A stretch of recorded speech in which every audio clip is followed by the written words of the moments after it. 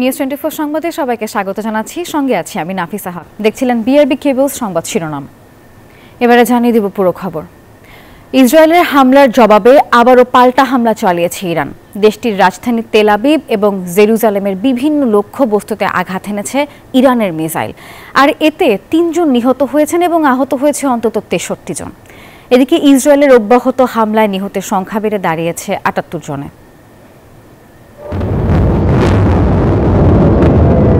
শনিবার মধ্যরাতের পরপর ইরানের কয়েক দফা হামলায় কেঁপে ওঠে ইসরায়েল। তেল আবিব এবং জেরুজালেম লক্ষ্য করে অনবরত মিসাইল ছুড়ে তেহরান। টার্গেট করা হয় একাধিক সামরিক স্থাপনা, ঘটে হতাহতের ঘটনা।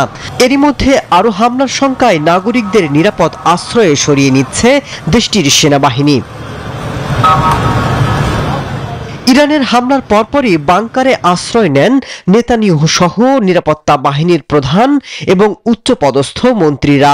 ইরানের হামলার জবাব দিতে ইরানিদের সতর্ক করে ইসরায়েলি প্রধানমন্ত্রী জানিয়েছেন এই হামলা অব্যাহত থাকবে। আমি ইরানের জনগণের উদ্দেশ্যে বলতে চাই, আমরা যে হামলা শুরু করেছি তা আপনাদের মুক্তির পথ দেখাবে।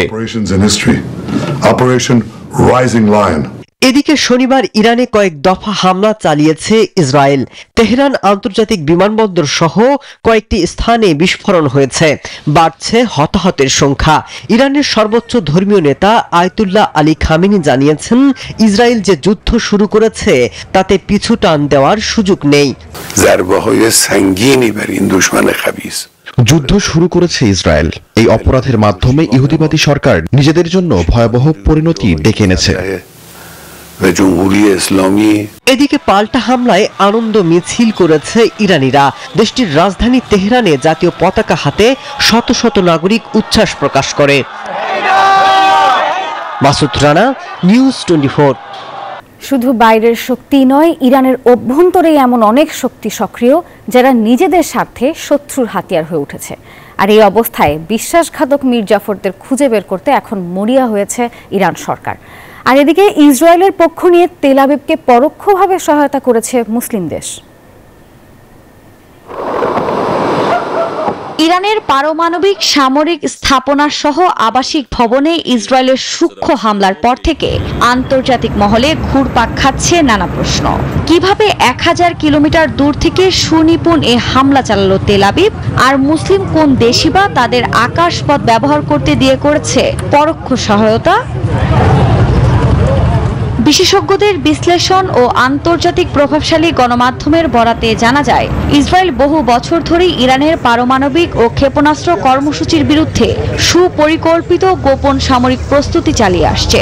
দেশটির গোয়েন্দা সংস্থা মোসাদ ইরানের ভেতরেই গোপন ঘাঁটি বানিয়ে অভিযান পরিচালনা করেছে। এমনকি ইরানের অভ্যন্তরেই মোসাদ একাধিক গুপ্ত অভিযান চালিয়েছে। অনেক ক্ষেত্রেই সেই তথ্য ও সহযোগিতা এসেছে ভেতর থেকে। এমনকি ইরানের বিপ্লবী গার্ড আইআরজিসির কিছু জেনারেল সামরিক ক্ষমতা ব্যবহার করে নিজেদের জন্য বানিয়ে নিয়েছেন বিশাল অর্থনৈতিক সাম্রাজ্য। ফলে বাইরের শত্রুর চেয়ে ঘরের শত্রুরাই এখন ইরানের জন্য হয়ে উঠেছে ভয়ঙ্কর। এ অবস্থায় মীর জাফরদের খুঁজে বের করতে নেমেছে ইরান সরকার। এদিকে এই হামলায় যুক্তরাষ্ট্র ইসরায়েলকে সহায়তা করেছে এমন তথ্য উঠে এসেছে মিডল ইস্ট আইয়ের প্রতিবেদনে। গণমাধ্যমটি জানায়, শুক্রবার ইরানের ওপর নজিরবিহীন হামলার আগে ইসরায়েলকে গোপনে শত শত হেলফায়ার ক্ষেপণাস্ত্র সরবরাহ করেছে ট্রাম্প প্রশাসন। তবে ইসরায়েলের মিত্ররা ছায়ার মতো পাশে থাকলেও ইরানের ক্ষেত্রে ঘটেছে এর ঠিক ব্যতিক্রম। মুসলিম দেশগুলোই হয়ে উঠেছে দেশটির সবচেয়ে বড় শত্রু। লেবানন ইরানের ঘনিষ্ঠ মিত্র হয়, সেই পথ এড়িয়ে গেছে ইসরায়েল।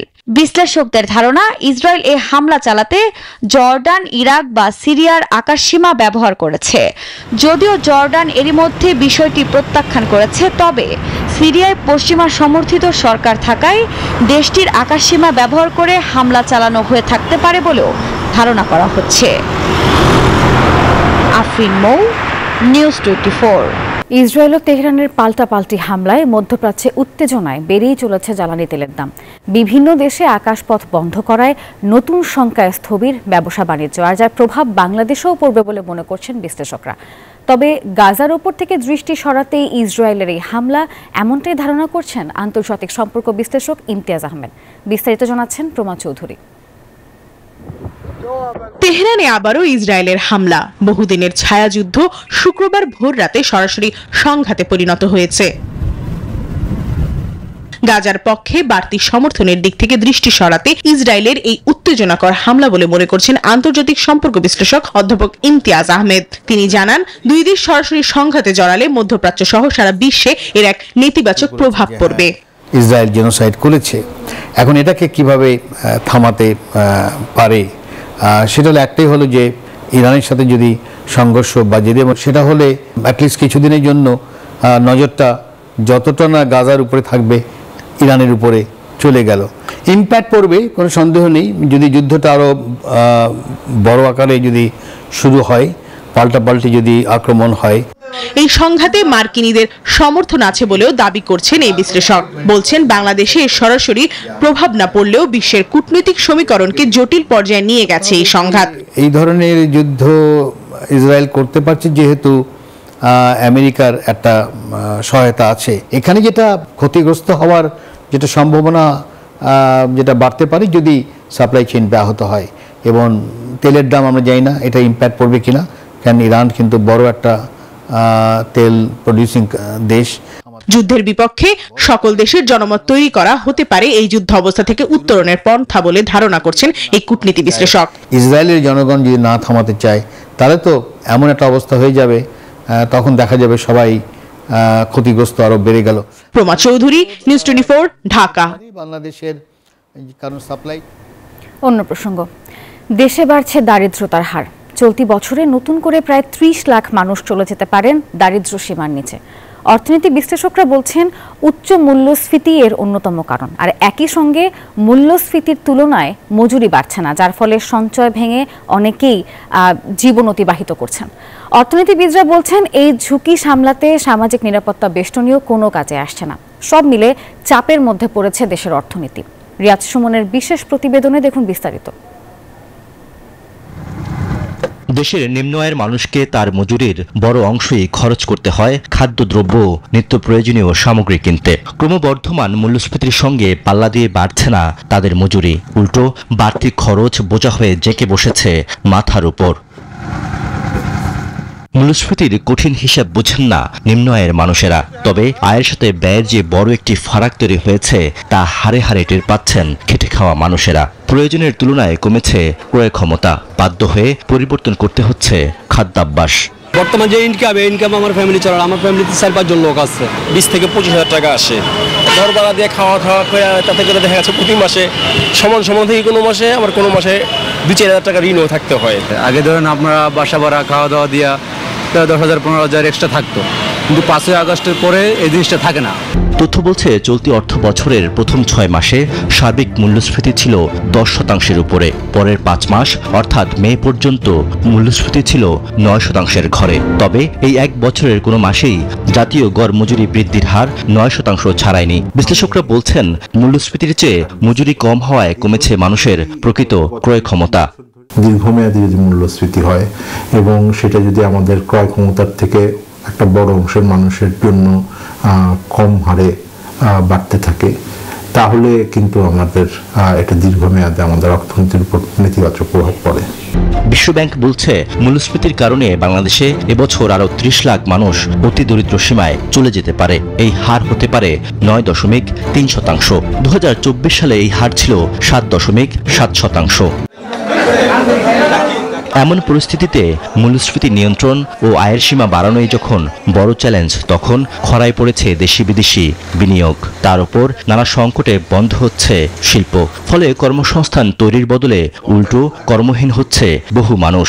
পলিটিক্যাল অনিশ্চয়তা যদি থাকে তাহলে কিন্তু সে দেশে ওই স্থিতিশীলতা আসবে না, রাজনৈতিক মাঠে অথবা সামাজিক মাঠে, যার উপর ভিত্তি করে একজন বিনিয়োগকারী তার উদ্যোগ বা উদ্যমে ব্যবহার করতে পারবে।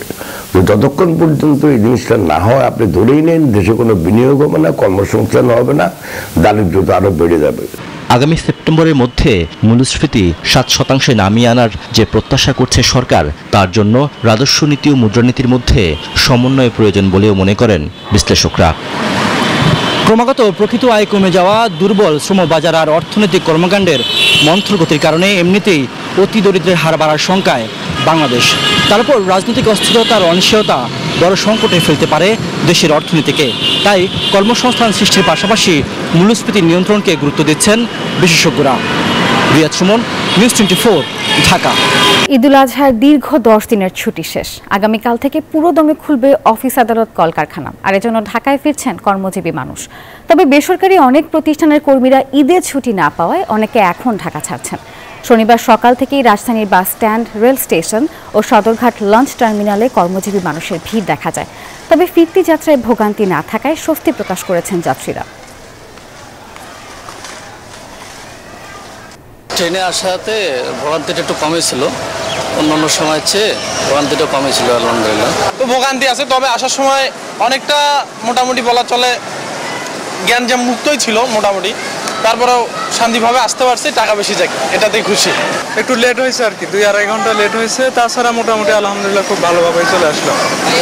পছন্দে আসতে পারছি এবং 10 দিন ছুটির পর আসলে পরিবার সহ আবার ঢাকায় ফেরা কর্মব্যস্ততার মাঝে আলহামদুলিল্লাহ সব মিলে ভালো। এই বিষয়ে আরো খবর জানাতে কমলাপুর রেল স্টেশন থেকে আমাদের সঙ্গে যুক্ত হচ্ছেন সহকর্মী আবির হোসেন।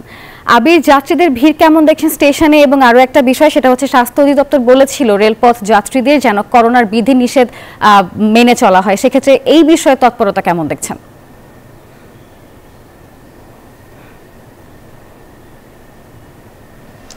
ধন্যবাদ আপনাকে। বর্তমানে আমি দাঁড়িয়ে আছি কমলাপুর রেলওয়ে স্টেশনে। আপনি জানেন সরকার যে দীর্ঘ 10 দিন ঈদুল আজহার ছুটি দিয়েছিল সেটা কিন্তু আজকেই আনুষ্ঠানিকভাবে শেষ হয়ে গিয়েছে। এর মানে হলো কালকে থেকে কিন্তু মানুষ তার কর্ম ফিরতে শুরু করবে। এবং আপনাদেরকে যদি আমি আর একটু স্পেসিফিকভাবে জানিয়ে রাখতে চাই, সেটি হলো যে আজকে কিন্তু যারা শিক্ষার্থী রয়েছে এবং যারা সরকারি চাকরিজীবী রয়েছে তারাই কিন্তু আজকে ফিরছে। কারণ হলো কালকে থেকে কিন্তু প্রতিটি বিশ্ববিদ্যালয় রয়েছে, স্কুল কলেজ রয়েছে এবং সরকারি চাকরিজীবী রয়েছে, তাদের কিন্তু সব কার্যক্রম কালকে থেকে শুরু হয়ে যাবে। এবং আপনি আরেকটি যে বিষয় আমাদের কাছে জিজ্ঞেস করলেন সেটি হলো করোনার বিষয়। যেহেতু স্বাস্থ্য মন্ত্রণালয় বলছে যে করোনার বিষয়ে সবাইকে সতর্ক থাকার জন্য মাস্ক পরার জন্য, কিন্তু আপনি দেখতে পাচ্ছেন এখানে কিন্তু কোনো মানুষই তেমন মাস্ক পরছে না বা স্বাস্থ্যবিধির কোনো নিয়মই কিন্তু তেমনটি কিন্তু বলা যেতে পারে। এখানে যাত্রীরা কিন্তু উদাসীন, অধিকাংশ যাত্রীরা কিন্তু তাদের উদাসীনতা প্রদর্শন করছে। কিন্তু যে রেলওয়ে কর্তৃপক্ষ রয়েছে তারা কিন্তু সব সময় যাত্রীদেরকে বলছে মাস্ক ব্যবহার করার জন্য, কিন্তু এখানে কিন্তু যাত্রীরা সেটি মানছে না। এবং আমি যদি বলে রাখি, আপনি দেখছেন এখানে কি, এবং আপনাদের কিন্তু বলে রাখতে চাই, এখানে দেখতে পাচ্ছেন অনেক যাত্রী কিন্তু অপেক্ষা করছে। একটু পরে কিন্তু কয়েকটি ট্রেন চলে যাবে, সেটা হলো সিল্ক সিটি কিন্তু রাজশাহীতে 2:30 চলে যাবে। সেখানে কিন্তু অনেক মানুষ এখানে অপেক্ষা করছে। তো আসলে কমলাপুর রেলওয়ে স্টেশন থেকে আমার কাছে যাত্রীদের ঢাকা ফেরত নিয়ে সর্বশেষ এই তথ্য ছিল। আবির, ধন্যবাদ আপনাকে। যমুনা সেতুর উপর সড়ক দুর্ঘটনা ও অতিরিক্ত যানবাহনের কারণে ঢাকা টাঙ্গাইল যমুনা সেতু মহাসড়কের দুই পারে প্রায় 30 কিলোমিটার যানজটের সৃষ্টি হয়েছে। শনিবার ভোরে টাঙ্গাইলের যমুনা সেতু থেকে পুলিং পর্যন্ত এই যানজটের সৃষ্টি হয়, ফলে দুর্ভোগে পড়েছেন যাত্রী ও চালকরা। এই ব্যাপারে যমুনা সেতু পূর্ব থানার ওসি ফয়েজ আহমেদ বলেন, সেতুর উপর সড়ক দুর্ঘটনার কারণে সারা রাতই সেতু দিয়ে যানবাহন চলাচল ধীর গতিতে হয় এবং এতে করেই যানজটের সৃষ্টি হয়েছে। যানজট নিরসনে পুলিশ সদস্যরা নিরলসভাবে কাজ করছেন বলে জানিয়েছেন তিনি। আশা করছেন দ্রুতই যানবাহন চলাচল স্বাভাবিক হবে।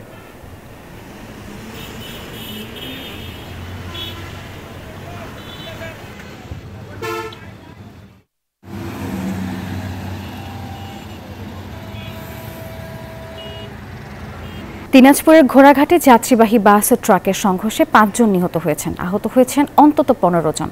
ভোরে দিনাজপুর গোবিন্দগঞ্জ মহাসড়কের ঘোড়াঘাট উপজেলার নূরজাহানপুর এলাকায় এই দুর্ঘটনা ঘটে। যাত্রীদের অভিযোগ, বেপরোয়া গতির কারণেই এই দুর্ঘটনা ঘটেছে। ফখরুল হাসান পলাশের পাঠানো তথ্য ছবি নিয়ে বিস্তারিত ডেস্ক রিপোর্টে। শুক্রবার দিবাগত রাত 3:15টার দিকে দিনাজপুর গোবিন্দগঞ্জ মহাসড়কের ঘোড়াঘাট উপজেলার নূরজাহানপুর এলাকায় পঞ্চগড় থেকে ঢাকাগামী নাবিল পরিবহনের একটি বাস নিয়ন্ত্রণ হারিয়ে পেছন থেকে দাঁড়িয়ে থাকা একটি ট্রাককে ধাক্কা দেয়। এতে দুমড়ে মুচড়ে যায় বাসটি। ঘটনাস্থলেই 3 জন নিহত হয়। গুরুতর আহতদের ঘোড়াঘাট উপজেলা স্বাস্থ্য কমপ্লেক্সে নেওয়া হলে চিকিৎসক সেখানে আরো 2 জনকে মৃত ঘোষণা করেন। যাত্রীদের অভিযোগ, চালকের বেপরোয়া গতির কারণেই এই দুর্ঘটনা। দিনাজপুর থেকে একটা নাবিল গাড়ি আসতেছিল, খুব স্পিডে আসতেছিল গাড়িটা, সিগন্যাল অমান্য করে আসে এই বডিটার সঙ্গে মারা দিছে। বডিটার সঙ্গে যখন মারা দিছে এখান থেকে না হলো 30 হাত বডিটা চলে গেছে। খবর পেয়ে পুলিশ, সেনাবাহিনী ও ফায়ার সার্ভিসের কর্মীরা ঘটনাস্থলে পৌঁছে হতাহতদের উদ্ধার করে। আহতদের হাসপাতালে ভর্তি করা হয়। 2 জন নারীকে আমরা প্রাথমিকভাবে চিকিৎসা দেওয়ার পরে বাইরে উন্নত চিকিৎসার জন্য রেফার করেছি। এখন পর্যন্ত আমরা 5 জন স্পট ডেড ঘটনাস্থলে নিহত হয়েছেন। 15 থেকে 20 জনের মতো আহত হয়েছেন। তার মধ্যে আমাদের জানার মতে 7 জনের অবস্থা গুরুতর। এদিকে শুক্রবার রাত 11:15টার দিকে পদ্মা সেতুর 2 নম্বর পিলারের কাছে ট্রাক বাস সংঘর্ষে ঘটনাস্থলে 2 জনের মৃত্যু হয়। পরে মারা যান আরো 1 জন। Desk report, news 24। 4 দিনের যুক্তরাজ্য সফর শেষে দেশে ফিরেছেন প্রধান উপদেষ্টা অধ্যাপক ডক্টর মোহাম্মদ ইউনূস। শনিবার সকাল 9:45 তাকে বহনকারী বিমান বাংলাদেশ এয়ারলাইন্সের ফ্লাইটটি ঢাকার হযরত শাহজালাল আন্তর্জাতিক বিমানবন্দরে অবতরণ করে। এর আগে শুক্রবার লন্ডনের স্থানীয় সময় সন্ধ্যা 7:15 হিথ্রো আন্তর্জাতিক বিমানবন্দর ত্যাগ করেন প্রধান উপদেষ্টা ও তার সফর সঙ্গীরা। এই সফরে গতকাল বিএনপির ভারপ্রাপ্ত চেয়ারম্যান তারেক রহমানের সঙ্গে একান্ত বৈঠক করেন প্রধান উপদেষ্টা। নির্বাচন নিয়ে যে অনিশ্চয়তা, সন্দেহ ও অবিশ্বাস তৈরি হয়েছিল, এই বৈঠকের মধ্য দিয়ে তা কিছুটা হলেও দূর হয়েছে, এমনটাই মনে করছেন বিশ্লেষকরা। সরকারি এই সফরে প্রধান উপদেষ্টা যুক্তরাজ্যের হাউস অব কমন্সের স্পিকার ছাড়াও একাধিক গুরুত্বপূর্ণ ব্যক্তির সঙ্গে বৈঠক করেন।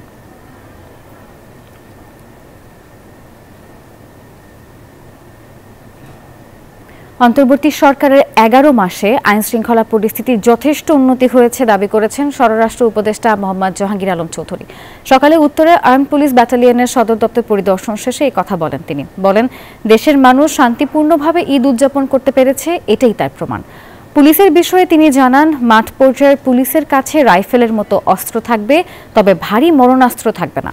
এপিবিএনের মতো বিশেষায়িত ইউনিটের কাছে ভারী অস্ত্র থাকবে বলেও জানিয়েছেন স্বরাষ্ট্র উপদেষ্টা। মারণাস্ত্র বলতে বড় ধরনের হাতিয়ারগুলি থাকবে না, বাট আপনারা জানেন এপি ব্যাটালিয়নের রুল এবং অন্যান্য নর্মাল পুলিশের রুল কিন্তু এক না, এক এক রুলে কিন্তু তৈরি হয়েছে। এইবার আপনি দেখেন ঈদে আপনারা কোনো একটা খারাপ রিপোর্ট কিন্তু করতে পারেননি, আল্লাহ দিলে সব কিন্তু ভালোভাবে করছে। এইতে বোঝা যায় যে আইন শৃঙ্খলা অনেক উন্নতি হয়েছে। দেশে করোনার প্রকোপ বাড়ছে, তবে পরীক্ষা না করে বোঝা যাচ্ছে না যে এবারের ভ্যারিয়েন্ট কোনটি। আগের দেয়া টিকা করোনা ঠেকাতে ঠিক কতটা কাজ করবে সেই বিষয়েও চিকিৎসকরা নিশ্চিত নন, আর তাই সতর্ক থাকার পরামর্শ বিশেষজ্ঞদের। অন্তরা বিশ্বাসের প্রতিবেদনে বিস্তারিত। 6 বছরের সাফুল ব্লাড ক্যান্সারে ভুগছে 2 বছর ধরে। কদিন ধরে জ্বর সারছে না তার। এদিকে দেশে করোনার প্রকোপ বাড়ছে, তাই ডাক্তার তাকে করোনা টেস্ট করতে দিয়েছেন। বাবা সৌদি আরবে থাকেন। মা আর চাচা মিলে সাফুলকে করোনা টেস্ট করাতে নিয়ে এসেছেন মহাখালীর ডিএনসিসির কোভিড হাসপাতালে। ক্যান্সার হাসপাতাল থেকে এই টেস্টটা এই জায়গায় বলতে বলেছে, এই জন্য আমি আনছি। রাজশাহী থেকে এসে এই জায়গাতে চিকিৎসা করি। সাফুলের মতো আরো অনেকেই এই হাসপাতালে করোনার টেস্ট করাতে আসছেন। করোনাকালে এই হাসপাতালটি ছিল শুধুমাত্র করোনা রোগীদের জন্য। বর্তমানে অন্তত 9 জন রোগী ভর্তি আছেন এই হাসপাতালে। আইসিইউতেও আছেন কয়েকজন। কুমিল্লাতে কোভিড পজিটিভ ধরা পড়ছিলাম, তো ওখান থেকে আমরা এখানে শিফট হয়েছি আর কি। প্রথমে জ্বর হয়েছিল, তারপরে কাঁপুনি আসছিল, এর পরে বুকে ব্যথা হয়েছিল, বুকের ব্যথার পরে বমি হয়েছিল।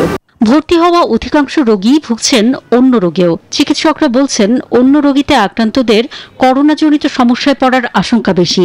হাসপাতালটির পরিচালক জানান, 2 সপ্তাহ ধরে করোনা রোগীর সংখ্যা বাড়ছে। XBB যে ভ্যারিয়েন্টটা, এটা কিন্তু নট নিউ, এটা আরো 2 বছর আগেই ডিটেক্টেড হয়েছে। এখন যেটা, এটা খুব সম্ভবত এটা কোনো সাব ভ্যারিয়েন্ট, বাট আমরা যেহেতু এখনো কোনো জিনোম সিকোয়েন্স করিনি, আমরা এখনো শিওর না যে what type of variant it is. তাতে খুব দ্রুত গতিতে উইক করে এবং ক্ষুধামন্দটা খুব দ্রুত গতিতে হয়। পরিচালক জানান, 300টি সিট করোনা রোগীর জন্য প্রস্তুত রয়েছে। প্রয়োজনে 1054টি সিট প্রস্তুত করা যাবে। প্রতি বেডের সাথে রয়েছে অক্সিজেন সিলিন্ডার। এছাড়াও 183টি হাই ফ্লো নেজাল ক্যানুলা, 10টি ভেন্টিলেটরের ব্যবস্থাও রয়েছে এই হাসপাতালে। এদিকে করোনাকালে স্বাস্থ্য অধিদপ্তরের মুখপাত্র ডাক্তার আয়েশা আক্তার জানান, করোনার টিকা এতদিন পর পুরো কাজ নাও করতে পারে। 1 বছর 1.5 বছর বা 2 বছর তো কার্যকর হবে, কিন্তু এরপরে তা হবে না।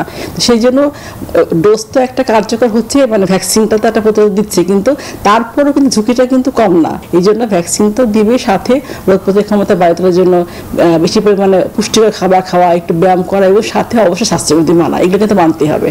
মাস্ক পরা, জনবহুল এলাকা এড়িয়ে চলা, ঘন ঘন হাত ধোয়া, করোনার লক্ষণ দেখা দিলে চিকিৎসকদের পরামর্শ নেওয়া সহ 11 দফা নির্দেশনা দিয়েছে স্বাস্থ্য অধিদপ্তর।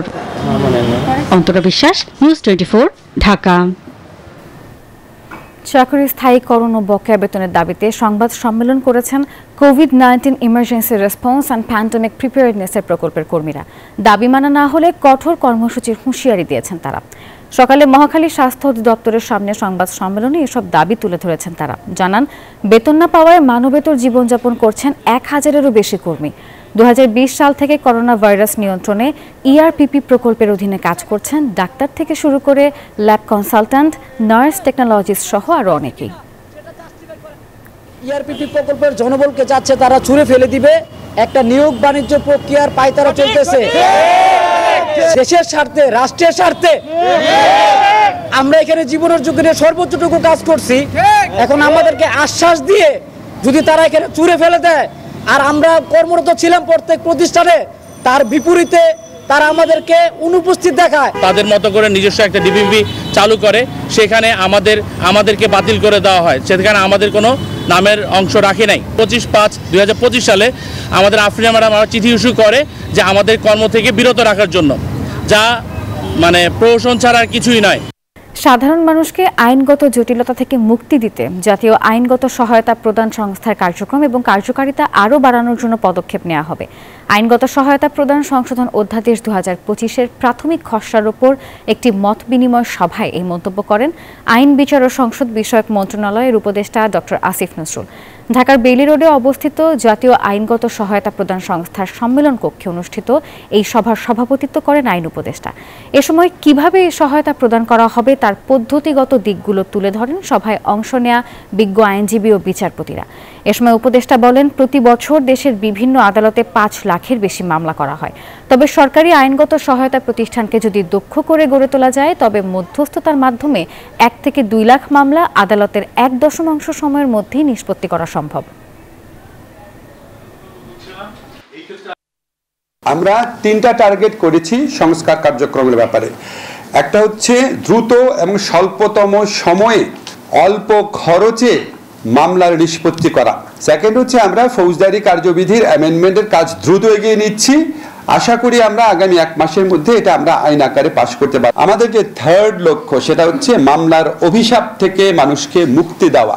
এই থার্ড লক্ষ্য পূরণ করার জন্যই আমরা আইনগত সহায়তা প্রদান যে সংস্থার অধীনে যেই সংশ্লিষ্ট আইনগুলো আছে সেই আইনগুলোর পরিবর্তন করতে যাচ্ছি। জুলাই আন্দোলনে আহতদের সঙ্গে কর্মচারীদের সংঘর্ষের জেরে বন্ধের 17 দিন পর চালু হলো রাজধানীর আগারগাঁওয়ের জাতীয় চক্ষু বিজ্ঞান ইনস্টিটিউট ও হাসপাতালের চিকিৎসা সেবা।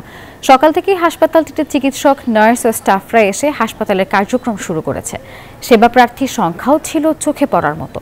হাসপাতালটির ভারপ্রাপ্ত পরিচালক জানান, জুলাই আহতরা যারা হাসপাতাল থেকে ছুটি না নিয়ে চলে গেছেন, তাদের আর হাসপাতালে সেবা দেওয়ার সুযোগ নেই। তাদের বিরুদ্ধে যেসব অভিযোগ আছে তা পুলিশ এবং মন্ত্রণালয়কে জানানো হয়েছে উল্লেখ করে বলেন, সব সমস্যা নিয়ে সব পক্ষের সঙ্গে আলোচনা করে সিদ্ধান্ত নেওয়া হবে। এর আগে গত বৃহস্পতিবার বহির্বিভাগ এবং এর 3 দিন আগে জরুরি সেবা চালু হয় হাসপাতালটিতে। এই 50 জনকে আমরা অ্যাবসকন্ডেড দেখাইছি, এটাই আমরা পারি, এটা পুলিশকে জানানো আছে, সব জায়গায় ইনফর্ম আমরা করে ফেলেছি সবাইকে। এখনো আমরা সংখ্যা বোধ করছি, সেই জন্যই বাইরে আমাদের আইন শৃঙ্খলা রক্ষাকারী বাহিনী এমনকি আর্মিও মোতায়েন করা আছে। তাদের বোঝা যাচ্ছে যে আমরা কি পরিমাণ সংখ্যা ভিতর আছি, মানে পুরোপুরি নিরাপদ আমরা এখনো নয়। ভারতের আহমেদাবাদের বিমান দুর্ঘটনায় মৃতের সংখ্যা বেড়ে দাঁড়িয়েছে 274 জনে। যদিও এখনও প্রকাশ করা হয়নি সরকারি পরিসংখ্যান। ঘটনাস্থল থেকে আরও মৃতদেহ উদ্ধার করা হয়েছে। শনিবার সকাল পর্যন্ত অন্তত 274 জনের মৃত্যুর তথ্য দিয়েছে দেশটির গণমাধ্যম। এদিকে প্রিয়জনের খোঁজে হাসপাতালে ভিড় জমাচ্ছেন অনেকেই। মৃতদেহ শনাক্তকরণের জন্য এরই মধ্যে ডিএনএ পরীক্ষার ব্যবস্থা করেছে গুজরাট প্রশাসন। পরিবারের সদস্যদের কাছে চাওয়া হয়েছে ডিএনএর নমুনা। উদ্ধারকারীরা জানিয়েছেন ধ্বংসস্তূপ সরাতে এখনো বেশ খানিকটা সময় লাগবে, সেই সাথে হতাহতের সংখ্যা আরও বাড়তে পারে বলে আশঙ্কা করা হচ্ছে।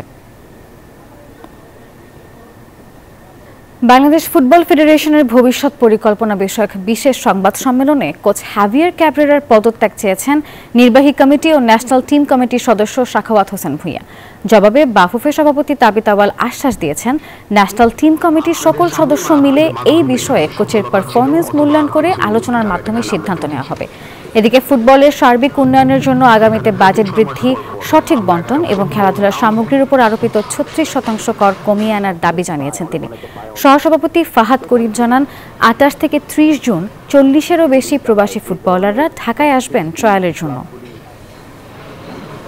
ভবিষ্যতে আমাদের উদ্দেশ্য হলো সেটাই, যে আমরা যখন স্পন্সর মানিটা রেজ করবো লিগের জন্য, প্লাস আমরা যখন টোটাল বাংলাদেশ ফুটবল ফেডারেশনে একটা আর্নিংস করব, সেখান থেকে একটা বরাদ্দের জন্য বড় বড় ক্লাব এবং বড় বড় লিগের ক্লাবদেরকে দেওয়া হয়। সেটা হবে same for district level as well, যে ডিস্ট্রিক্টে স্পেসিফিক ডিস্ট্রিক্টে যে স্পন্সর আমরা তুলতে পারবো, সেই স্পেসিফিক ডিস্ট্রিক্টে আর্নিংস থেকে কিন্তু ডিস্ট্রিক্টের ক্লাবগুলা কিন্তু কিছু আর্থিক অনুদান পাবে। নিউজ 24 সংবাদের এখনকার আয়োজন এই পর্যন্ত। এতক্ষণ সঙ্গে থাকার জন্য ধন্যবাদ সবাইকে।